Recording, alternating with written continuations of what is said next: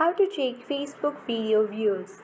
So checking Facebook video views is quite easy and simple.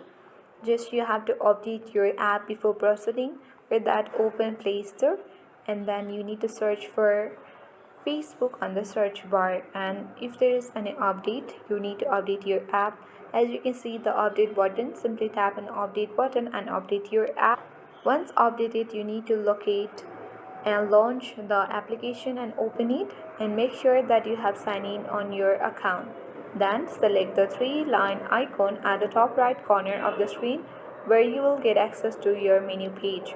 Simply open your profile, and then you can scroll all the way down and select any video that you wish to see the views of. Suppose if I want to see the view of this video, then you can scroll down easily, and which is at the top of the stair you can see 3 comments and 8 views. That means the views has 8 numbers and 8 people has viewed this Facebook video on my profile. So in this simple way you can easily check Facebook video views.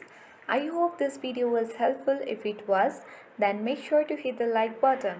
If you are new to our channel, then subscribe our channel and hit the notification bell so that you won't miss any updates from my channel.